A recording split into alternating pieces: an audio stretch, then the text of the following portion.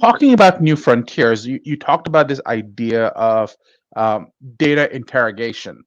And everyone today is talking about things like artificial intelligence and about where that's going to take us.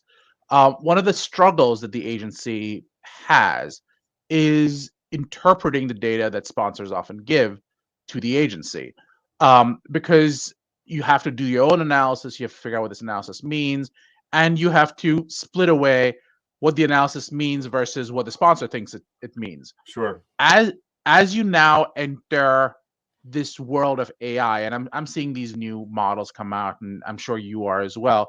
Are you seeing any move of using AI to help interrogate this data, and will that play a role in the case of orphan disease states because you can research and respond to sponsor questions quicker? Yeah, I think, well, from the sponsor side, I think AI has become a valuable tool in drug development, right? Finding appropriate candidates. If you have a certain receptor that you're targeting or another molecular target, can they use AI to find, the set of candidates more quickly that they could then, sort of test in non-clinical and clinical trials?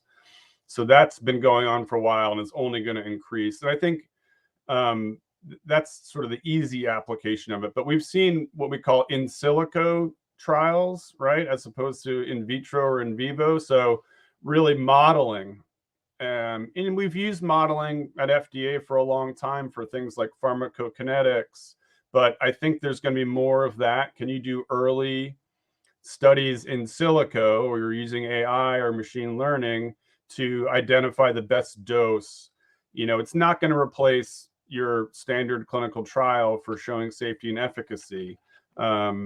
Whether there's ways to, I think the challenge with any AI or machine learning application is it's only as good as the data that goes into it. So in some perfect world where we had access to everyone's health records, this is probably not a perfect world, but in some world where we had anonymized access to everyone's health records, I'm sure there's a lot more we could glean, but it's a challenge of getting, there's no centralized system for that, and it's not available to sponsors, obviously, or even the agency. But I think there's going to be more of that, like studying adverse events, finding things more quickly. Can they identify things and, solve them before they're real world problems, so to speak?